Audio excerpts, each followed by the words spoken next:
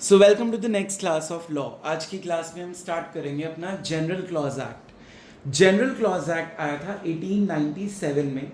इससे पहले भी जनरल क्लॉज एक्ट आए थे दो, एक आया था 1868 में और एक आया था 1887 में। लेकिन 11 मार्च 1897 को इन दोनों एक्ट्स को कंसोलिडेट कर दिया, मतलब ऐड कर दिया उसी में। अब जनरल क्लॉज एक्ट का मतलब क्या है, देखो ध्यान से सुनो। Before we read it from the slide, listen to me carefully. जितने भी सेंट्रल एक्ट्स हैं, क्या है? Central act. सेंट्रल एक्ट्स मतलब जो गवर्नमेंट ने पास करे, उन सब में ना अलग अलग हर एक की अपनी डेफिनेशन होती है। जैसे सिक्योरिटीज एक्ट में सिक्योरिटीज की डेफिनेशन होगी, इंडियन कॉन्ट्रैक्ट एक्ट में सिक्योरिटीज की कुछ और डेफिनेशन होगी, इनकम टैक्स एक्ट में सिक्योरिटीज की कुछ और डेफिनेशन होगी। तो जहां पे भी प्रॉब्लम आएगी किसी भी एक्ट के अंदर कोई भी पर्टिकुलर डेफिनेशन को लेके, तो बार बार सेम डेफिनेशन को लिखने से अच्छा आप क्या लिख दो वहां पे कि refer to general clause act की जो डेफिनेशन उसमें दी हुई है, हम वो वहां से चोरी कर लेंगे। तो पहली चीज, जनरल क्लॉज एक्ट क्यों बनाया गया? ताकि बाकी एक्ट्स को थोड़ा हम शॉर्टन कर सकें। नहीं तो अपने हर एक एक्ट में नई नई डेफिनेशन आती रहती है। डेफिनेशन दो तरह की होती है, एक होती है इंक्लूसिव और एक होती है एग्जॉस्टिव। क्या होती है? एक इंक्लूसिव और एक क्या होती है? एग्जॉस्टिव। भूमिका, what is inclusive definition? Inclusive definition में हम कुछ भी ऐड कर सकते हैं, एडिशन। और वो वर्ड किससे शुरू होता है? इंक्लूड्स से। इंक्लूसिव वर्ड हमेशा किससे शुरू होगा? इंक्लूड से। और एग्जॉस्टिव मींस से। एग्जॉस्टिव डेफिनेशन जहां आ जाए वहां पे आप उसमें और कुछ ऐड फर्दर नहीं कर सकते, मतलब पर्टिकुलरली जो लिखा है बस उतना ही। यहां तक समझ आ गया? तो अपने एक्ट्स को शॉर्टन करने के लिए गवर्नमेंट ने अपना एक कॉमन एक्ट बना दिया जिसका नाम क्या रख दिया? General clause act. पहले तो 2 साल याद करो, कौन से 2 सालों को कंसोलिडेट करना है? 1868 एंड 1887। बोलो दोबारा, 1868 एंड 1887। इन दोनों एक्ट्स को कंसोलिडेट करके हम एक एक्ट में लेके आए, दैट इज 1897।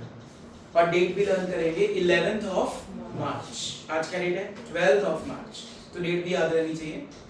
11th मार्च 1897 को ये एक्ट पास हो गया था जिसका नाम क्या रखा गया? General clause act. अब पढ़ते हैं इंट्रोडक्शन।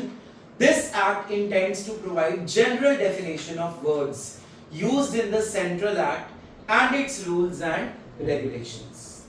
अब मुझे बताओ, सेंट्रल एक्ट का मतलब तो यही है ना कि जब सेंट्रल गवर्नमेंट कोई भी एक्ट बनाएगी तो क्या यहाँ पे स्टेट एक्ट्स भी बनेंगे? क्या इसमें स्टेट एक्ट्स भी इंक्लूड होंगे? नहीं होंगे। जितनी भी स्टेट गवर्नमेंट्स हैं वो अपने लिए एक जनरल क्लॉज एक्ट स्टेट का बना सकती है। हम जो ये जनरल क्लॉज एक्ट पढ़ रहे हैं ये स्पेसिफिकली किसके लिए पढ़ रहे हैं? सेंट्रल एक्ट्स के लिए। अब तुम कहोगे हमारा इंडिया आजाद हुआ था 1947 में, क्या उससे पहले हमारा कॉन्स्टिट्यूशन था? नहीं था। तो उससे पहले कौन था? गवर्नर। कौन था? गवर्नर। उसके बाद 47 में आजादी मिली, लेकिन कॉन्स्टिट्यूशन बनने में भी 3 साल लग गए। उसके बीच में कौन था?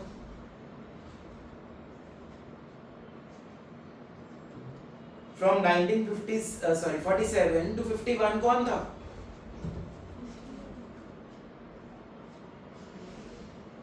बहुत ही इंटेलिजेंट हो। नहीं, इसके लिए अलग टर्म है, इसी में आएगी। चलो आगे बताता हूं, पहले सुन लो। जितने भी सेंट्रल एक्ट्स हैं, मतलब कॉन्स्टिट्यूशन बनने से पहले और कॉन्स्टिट्यूशन बनने के बाद, उन सब पे ये एक्ट एप्लीकेबल है।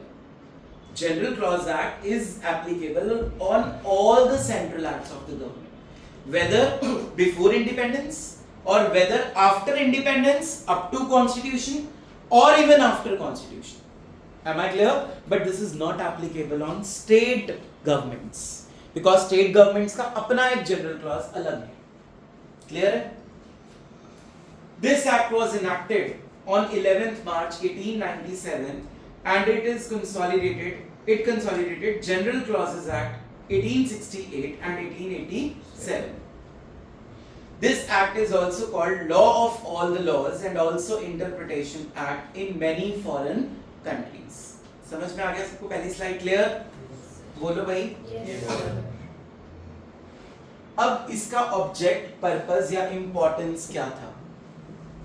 सबसे पहले to shorten the language of the central act, rules and regulations made thereunder. अपनी लैंग्वेज को कम करने के लिए, अपनी लेंथ ऑफ एक्ट को कम करने के लिए।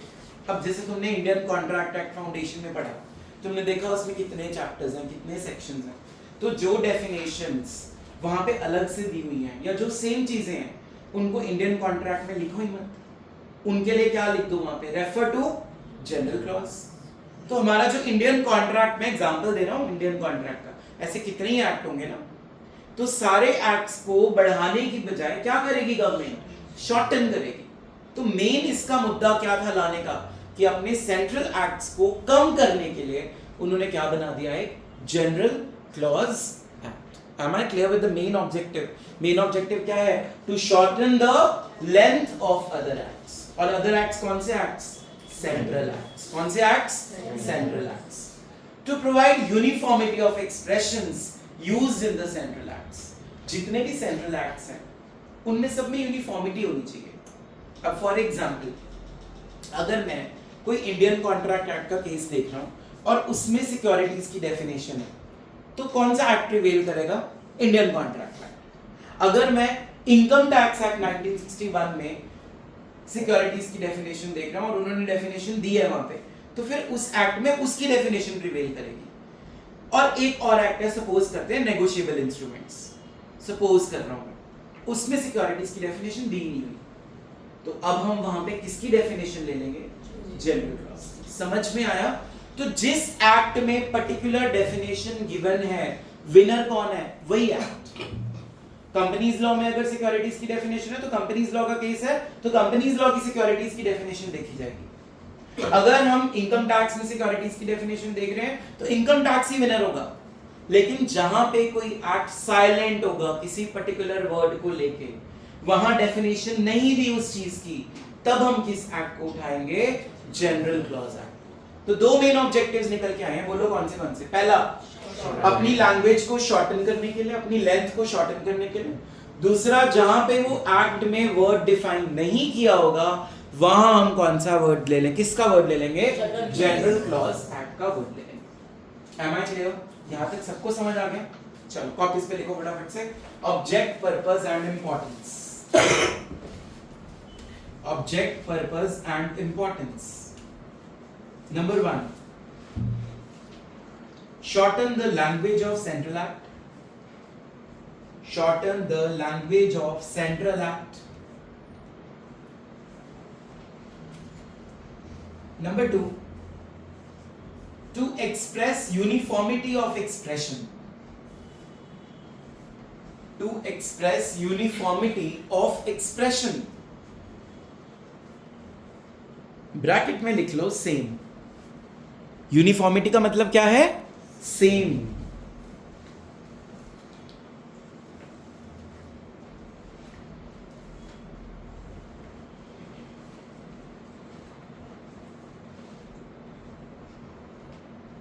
ठीक है जी, क्लियर है यहां तक सबको?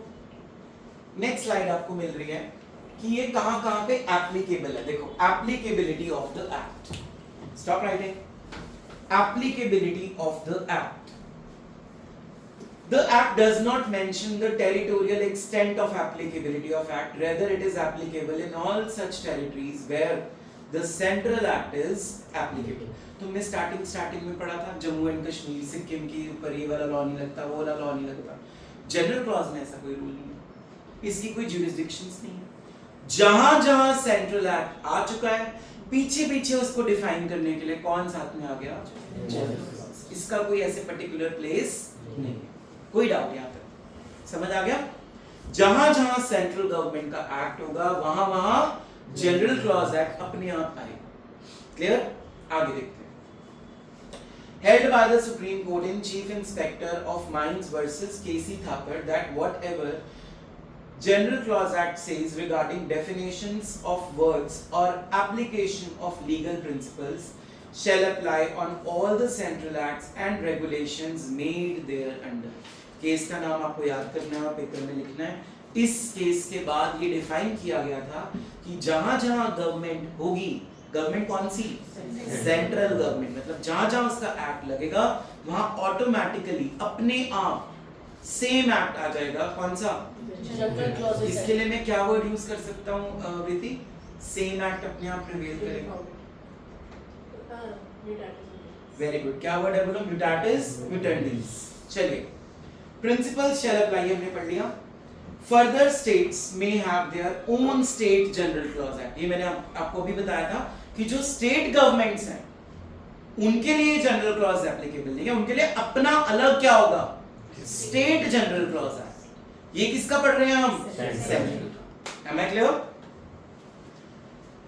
But should not be inconsistent with the Central General Clause Act 1897. Otherwise, it will lead to lots of confusion. इसका क्या मतलब है? What does it mean? It means कि अगर कोई state government अपना एक्ट बना रही है, कोई भी नया रूल बना रही है, कोई भी न्यू प्रोविजन निकाल रही है, कोई भी प्रोविजन बना रही है, उसका सेंट्रल एक्ट के साथ ओवर पावर नहीं होना चाहिए। मतलब दोनों की डायरेक्शंस क्या होनी चाहिए? सेम। ये नहीं है एक बोल रहा है लेफ्ट और दूसरा क्या बोल रहा है? राइट। नहीं तो बहुत ज्यादा कंफ्यूजन और chaos क्रिएट हो जाएगा और दोनों गवर्नमेंट्स में आपस में लड़ाई हो जाएगी। समझ में आ गया? दैट मींस जो हम जनरल क्लॉज एक्ट पढ़ रहे हैं, this is applicable on central government acts. इसमें जो स्टेट गवर्नमेंट का एक्ट है वो उसके ऊपर ये वाला एक्ट एप्लीकेबल नहीं है। स्टेट गवर्नमेंट्स अपने खुद के जनरल क्लॉज को इस्टेब्लिश कर सकती हैं, लेकिन उनकी प्रोविजंस हमारे सेंट्रल की प्रोविजंस के साथ ओवर पावर या कंफ्लिक्टिंग नहीं होनी चाहिए। यहां तक क्लियर? तो मैं आगे चलूं, कोई डाउट तो नहीं है किसी को? चले आगे।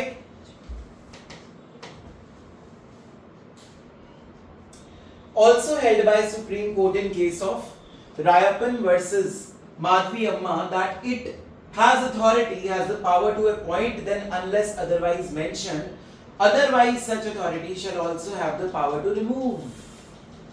ध्यान से समझो, केस का नाम तुम बाद में याद कर लेना, शेयर द नोट्स। ध्यान से पहले कंसेप्ट को समझो। अगर मैंने वृत्ति को +1 की इकोनॉमिक्स टीचर के रूप में अपॉइंट कर लिया और एक्ट नहीं बता रहा कि उसको रिमूव कौन कर सकता है, एक्ट में ये बता दिया हमने उसको क्या कर लिया? अपॉइंट करने की पावर रजत सर के पास है, लेकिन रिमूव की पावर नहीं दी, एक्ट में कहीं नहीं लिखा, तो कौन रिमूव करेगा? ऑब्वियसली वही बंदा रिमूव कर सकता है जिसने उसको क्या किया होगा?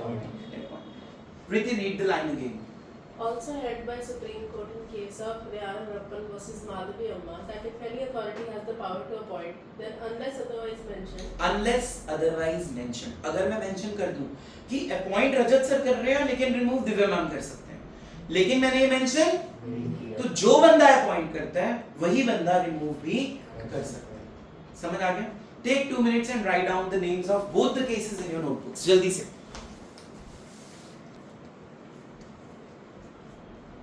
The name is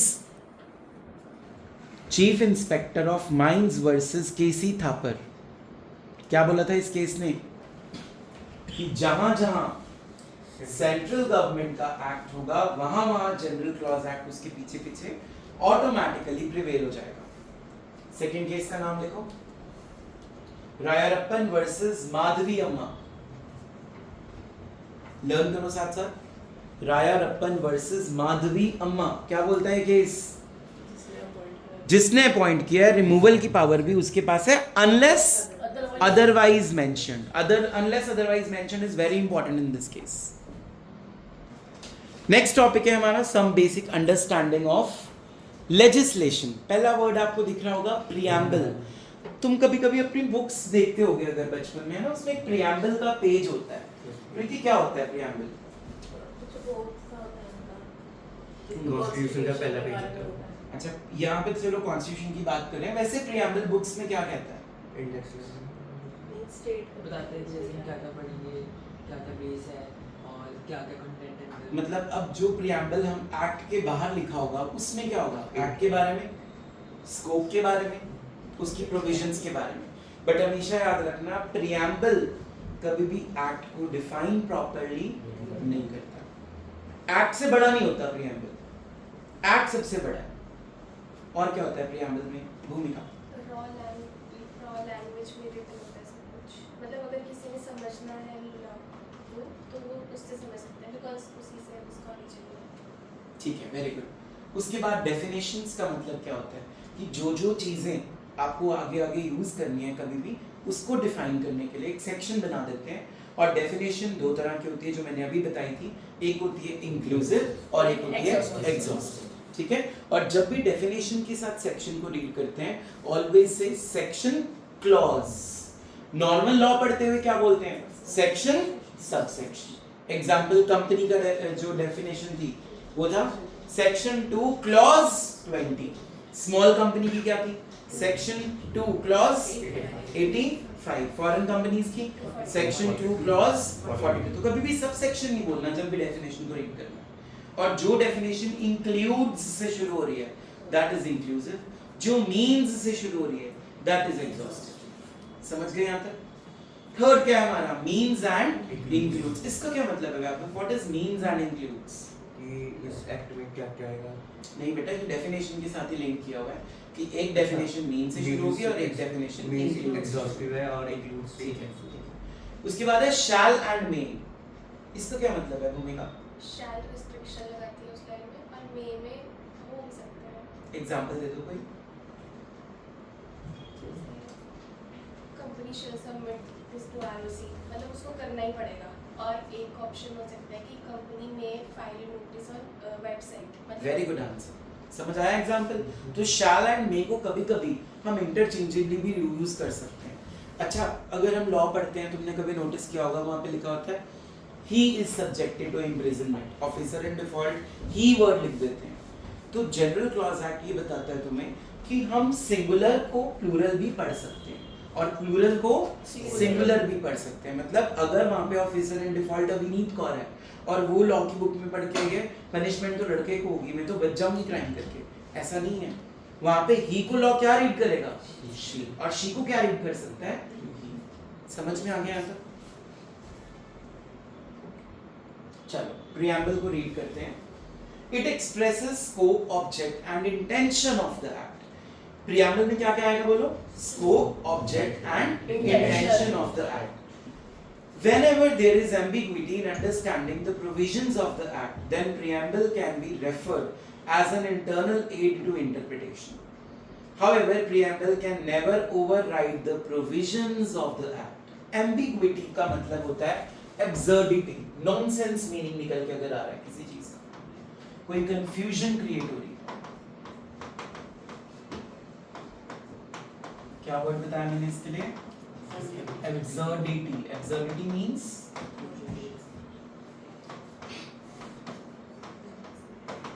nonsense meaning. तो जहां पे भी आपको कोई भी एक्ट पढ़ के प्रॉब्लम आ रही है, कंफ्यूजन हो रही है, कोई उसका मीनिंग नॉनसेंस निकल के आता है, तो वहां पे आप एक्ट की जगह पे आप उसका क्या पढ़ सकते हो? प्रियम्बल। वहां से आपको आपका स्कोप, ऑब्जेक्ट और इंटेंशन पता लग जाएगी, उस एक्ट को क्यों बनाया गया।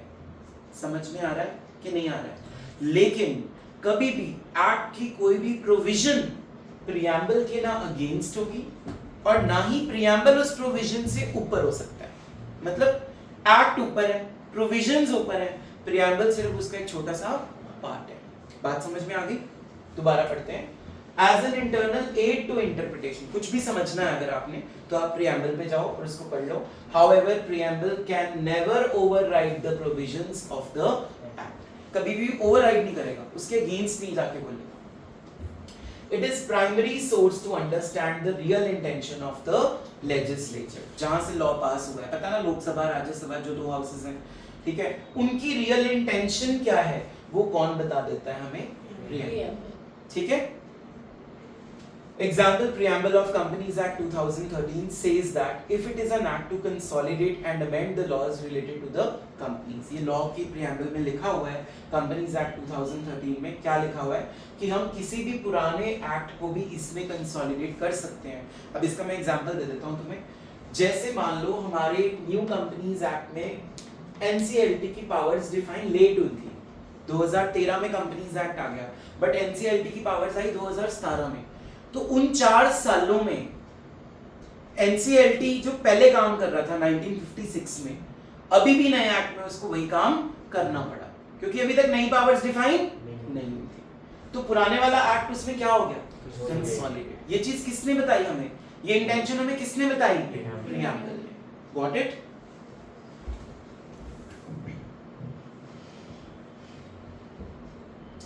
Definitions. They are generally mentioned in section 2 or the initial sections of the act. Normally तुमने देखा होगा कंपनीज एक्ट का भी जितनी भी definitions थी वो कौन से section में आई थी, section 2 में. However, if a particular word has not been defined in the central act, then definition of such word is taken from the General Clause Act 1897. ये चीज मैंने आपको स्टार्टिंग में बता दी थी. अगर जैसे सिक्योरिटीज वर्ड है, अगर वो नेगोशिएबल में डिफाइंड नहीं है, कंपनीज में डिफाइंड है या फिर इंडियन कॉन्ट्रैक्ट में डिफाइंड है, तो अगर हम नेगोशिएबल का कोई भी केस लॉ पढ़ रहे हैं और हमें सिक्योरिटीज वर्ड की डेफिनेशन नहीं मिल रही उसमें, तो हम कहाँ से उठा लेंगे उसको, जनरल क्लॉज एक्ट की डेफिनेशन से उठा लेंगे. समझ में आ गया? तो अभी तक हमने क्या पढ़ा है फटाफट से बता दो. जनरल क्लॉज एक्ट कंसोलिडेट होके बना है. कौन से 2 इयर्स के एक्ट्स कंसोलिडेट हुए हैं? भूमिका 1868 और 1887. Very good. 1868 एंड 1887. नया एक्ट कौन से साल में आया था? 1897. डेट क्या थी? 11th मार्च. जहां जहां सेंट्रल गवर्नमेंट का एक्ट वहां जनरल क्लॉज एक्ट भी लगेगा. डेफिनेशन कितनी टाइप्स की बताई थी मैंने? 2. One is inclusive, another one is exhaustive. समझ में आ गया सबको? प्रियम्बल को हम पढ़ सकते हैं as an internal aid to interpret the law. हम प्रियम्बल को यूज कर सकते हैं as an internal aid to interpret the law. जहां पे भी कोई एब्सर्ड मीनिंग निकल के आ रहा है, कोई नॉनसेंस मीनिंग निकल के आ रहा है, वहां हम जनरल क्लॉज एक्ट को उठा सकते हैं, प्रियम्बल उठा सकते हैं उस एक्ट का. और अगर हमें वो चीज प्रियम्बल में भी नहीं मिल रही, तो हम जनरल क्लॉज एक्ट की डेफिनेशन से वो चीज ढूंढ सकते हैं. ठीक है? क्या जनरल क्लॉज एक्ट सिर्फ चंडीगढ़ में एप्लीकेबल है, सिर्फ मुंबई में एप्लीकेबल है? नहीं. कहां एप्लीकेबल है? जहां जहां सेंट्रल गवर्नमेंट के एक्ट्स, वहां जनरल क्लॉज एक्ट भी एप्लीकेबल है. क्या स्टेट गवर्नमेंट्स पे भी यही एक्ट एप्लीकेबल है? नहीं. उनके लिए अलग स्टेट जनरल क्लॉज एक्ट होगा, लेकिन उसकी प्रोविजंस सेंट्रल की प्रोविजंस को ओवरराइड नहीं कर सकती. 2 केसेस के नाम बताना. लर्न नहीं हुआ? फर्स्ट केस क्या था? आपको याद हुआ? Chief inspector of mines versus K C Thapar.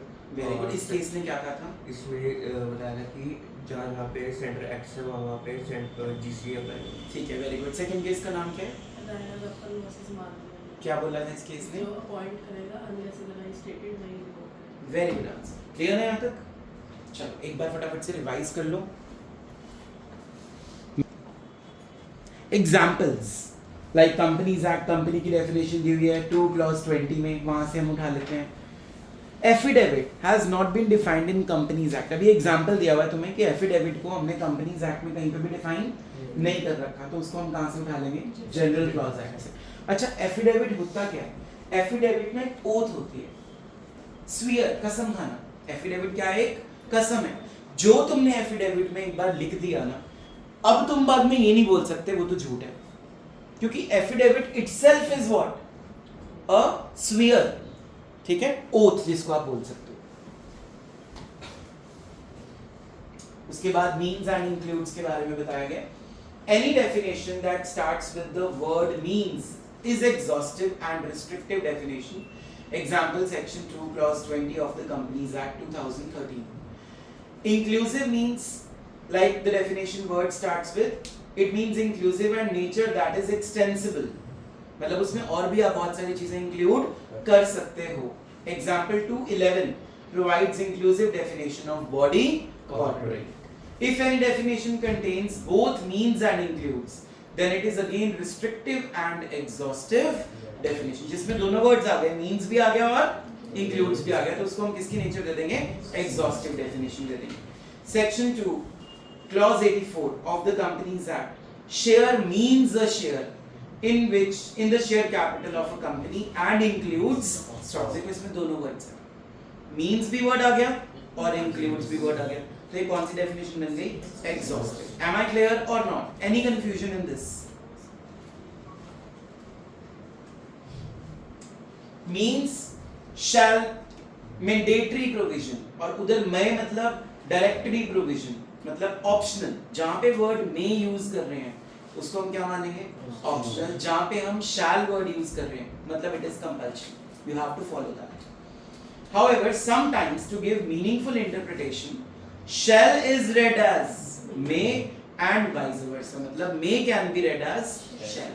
जहाँ पे कोई भी offense होता है ना, जहाँ पे कोई crime होता है, वहाँ पे स्पेशली जब भी सुप्रीम कोर्ट का जज कोई जजमेंट पास करने बैठता है, अगर वहाँ पे शैल और मे में कंफ्यूजन हो, वो फिर शैल को क्या बना देगा, मे बना सकता है, मे को क्या बना सकता है, शैल. और कंपल्सरी कौन सा था, शैल. तो वो ज्यादातर मे को क्या बना देते हैं, शैल. समझ में आया?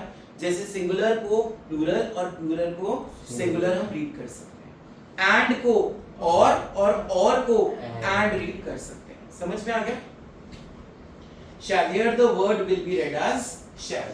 चलो, जैसे इसमें एग्जांपल दिया था, section 3 of companies act provides that company may be formed for lawful objects. अब मे बी फॉर्म्ड कंपल्सरी नहीं है लॉफुल ऑब्जेक्ट्स, पर बताओ इलीगल कंपनी कर सकते हो तुम? क्या तुम अगर कंपनी खोल रहे हो स्मगलिंग के लिए, क्या तुम कंपनी खोल रहे हो ब्लैक मार्केटिंग के लिए, क्या वो चीज सही है? तो यहाँ पे लॉ मेकर्स ने गलती कर दी, उन्होंने क्या वर्ड लिख दिया, मे, बट उसको रीड क्या किया जाएगा, shall. Am I clear? Preliminary. Section 1 of the General Clause Act 1897 mentions short title as the General Clause Act 1897. It does not specify the extent, commencement and applicability like other acts. Short title मतलब GCA बन जाएगा. General clause act का short title क्या बनेगा, GCA. जैसे Indian contract act को तुम क्या बोलते थे, आईसीए. समझ में आ गया? तो इसको हम बोलेंगे जीसीए, और इसकी एप्लीकेबिलिटी कहीं पे भी डिफाइन नहीं की गई.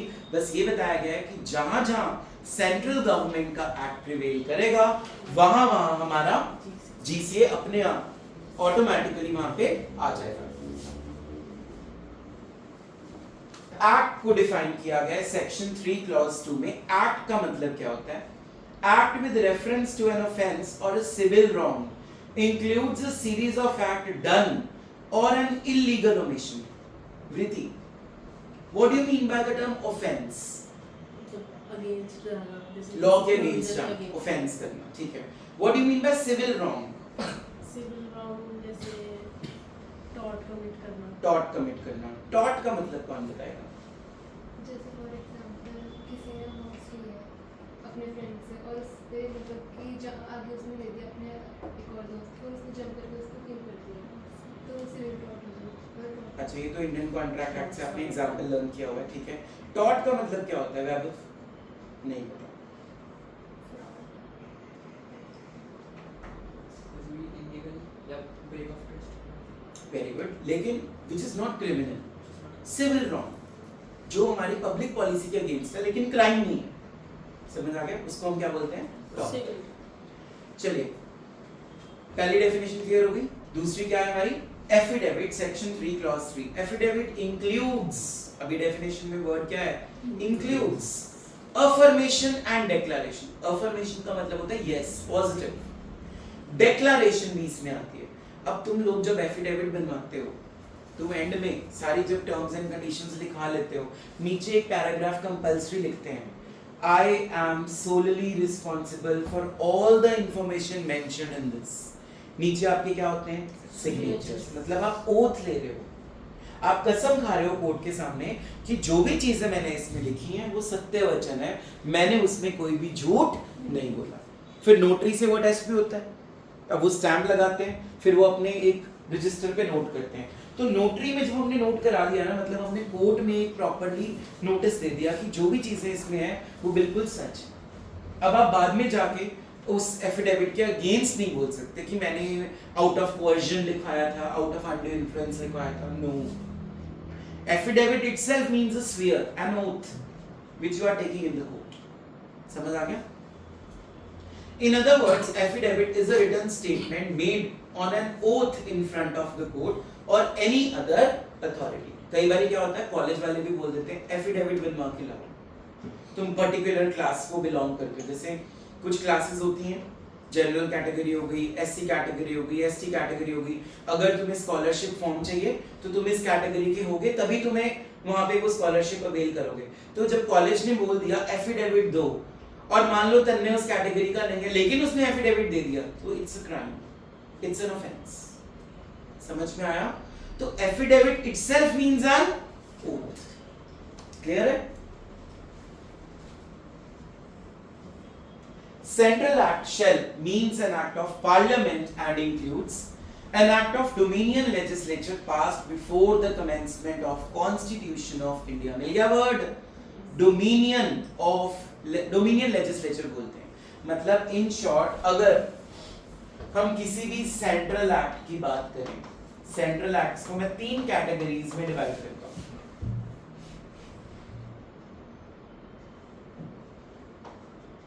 Before independence,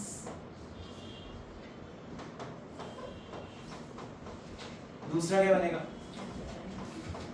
after independence but up to constitution, और थर्ड आफ्टर कॉन्स्टिट्यूशन. ठीक है, इसके लिए वर्ड क्या था?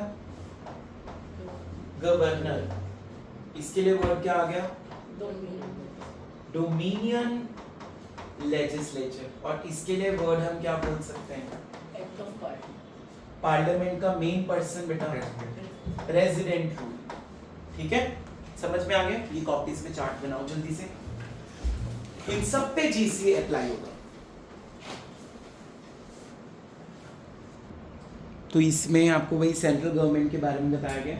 Before the commencement of constitution हम बोल सकते हैं governor general is in the council, and after the constitution हम क्या बोलेंगे? President of India and it's functionaries. उसके बाद अगली डेफिनेशन आपको दी हुई है कमेंसमेंट की. What is commencement? Section 3 clause number 13 shall mean the date on which the act or regulation comes into force. वैभव आप बता सकते हो कि एक एक्ट कमेंस कब होता है? कि वो ऑफिशियल गैजेट में एक एक्ट कब कमेंस होता है? कब माने कि वो कमेंस हो गया, शुरू हो गया वो एक्ट? चलो एक एग्जांपल देता हूँ, उसको आप इलैबोरेट करना. मान लो मैंने आज एक एक्ट दिन में 1 बजे at 1 PM noon, आज डेट क्या है? 12 मार्च को अनाउंस कर दिया कि ठीक है ये एक्ट लग गया. अब इसकी डेट कब से मानी जाएगी? 13th मार्च मानूं या 12th मार्च मानूं?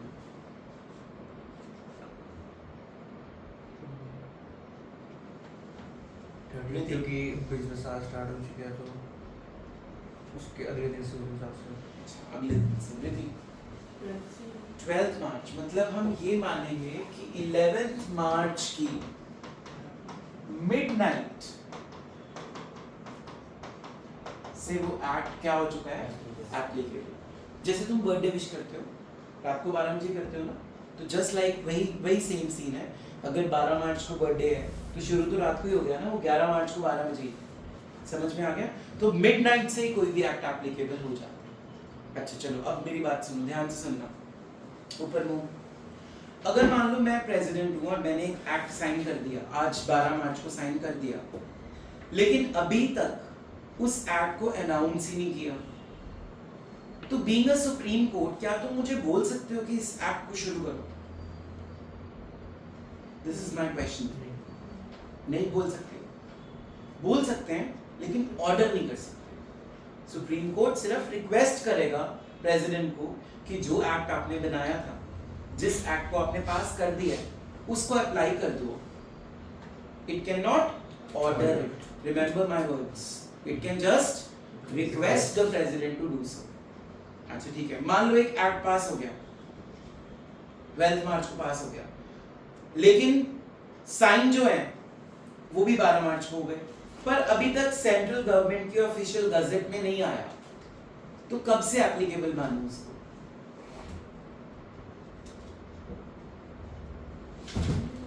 जिस दिन साइन हुआ. देखो जब भी कोई एक्ट की पहचान करनी होती है ना, ऑफिशियल गजेट में रिलीज करती है सेंट्रल गवर्नमेंट. अगर उसने अपनी गजेट में अभी तक उस एक्ट के बारे में कोई इंफॉर्मेशन नहीं दी, और अब हमें कोई ऐसी बात हो गई इंडिया में कि हमें वो एक्ट पास करवाना पड़ रहा है, तो जब प्रेसिडेंट ने क्या किए होंगे? सिग्नेचर्स. उस डेट से हम मान लेंगे कि वो एक्ट पास हो चुका है. Am I clear? क्या आगे आएगा अभी? मैंने पहले ही थोड़ा बहुत इंट्रोडक्शन दे दी. नेक्स्ट सेक्शन और हमारा आ रहा है that is document. Section 3 clause number 18. अब डॉक्यूमेंट का मतलब क्या है? डॉक्यूमेंट होता है बेटा कोई भी कागज पे कुछ भी लिख लो. नॉर्मल डॉक्यूमेंट इसी को बोलते हैं. लेकिन अब डॉक्यूमेंट की डेफिनेशन बहुत वाइडर है. आप पिक्चर्स की फॉर्म में भी ला सकते हो डॉक्यूमेंट को, फ्लॉपी डिस्क में भी भर के ला सकते हो. It could be anything. पढ़ते हैं. इंक्लूड्स वर्ड है. एनी मैटर रिटन एक्सप्रेस्ड और डिस्क्राइब्ड ऑन अ सब्सटेंस. अब सब्सटेंस यहाँ पे पेपर भी हो सकता है, कुछ भी हो सकता है. बाय मींस ऑफ लेटर और फिगर्स और फिगर्स मतलब न्यूमेरिक टर्म्स भी हो सकती हैं. Which may be used for recording that matter. अब वो रिकॉर्डिंग किसी में भी आप कर सकते हो, चाहे आप फ्लॉपी डिस्क में कर लो, पेन ड्राइव में कर लो, पिक्चर्स की फॉर्म में कर लो, डायग्राम्स की फॉर्म में कर लो. वो सब डॉक्यूमेंट की डेफिनेशन में काउंट हो. चलें आगे. In other words, documents includes any substance upon which any matter is written or expressed by means of letter or figures for recording that matter. Next definition हमारी आ रही है enactment. Enactment का मतलब वही act को ही बोलते हैं. Enactment itself means the act or the statute जिसको आपने बनाया. Financial year तुम्हें पता है सबको. Financial year कब start होता है? 1st April and ends on 31st of March. Year means calendar year. That is 1st day of January to 31st of December. Good faith. A thing shall be deemed to be done in good faith if done in honestly. If it is done honestly, whether it is done negligently or not. चाहे गलती से किया है, लेकिन अगर आपकी intention सही है, तो हम उसको क्या बोलेंगे? Good faith. अब मेरा चेक अगर चोरी हो गया, नेगोशिएबल में पढ़ाया था मैंने तो. अगर मेरा चेक चोरी हो गया, ठीक है मेरी गलती है कि मुझे थोड़ा केयरफुल रहना चाहिए था, लेकिन मैं नहीं रहा. पर मैंने जानबूझ के तो नहीं किया नहीं. मेरा जो वहां पे ट्रस्ट है वो क्या माना जाएगा? गुड फेथ माना जाएगा. फिर वो जो चेक जिसको मिलेगा वो बनेगा होल्डर. होल्डर को बेटर टाइटल नहीं मिलता, लेकिन होल्डर इन ड्यू कोर्स को हमेशा होल्डर से बेटर टाइटल मिलता है, क्योंकि वहां कंसीडरेशन होती है. रिमेंबर, होल्डर के पास कंसीडरेशन कभी भी नहीं होती. तो ये डिटेल में हमने सीए फाउंडेशन में बहुत डिटेल में पढ़ा हुआ है. नंबर 3, केस नंबर 3 आ रहा है. प्रोनाउंस करना है इसको. प्रीति पढ़ो. अभिनीत.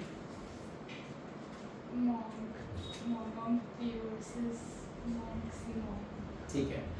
मॉन्क ऑन पीयू वर्सेस मॉन्क सी मॉन्क. लिखो कॉपीज पे, फिर हम इसको पढ़ते हैं. केस क्या बोलता है?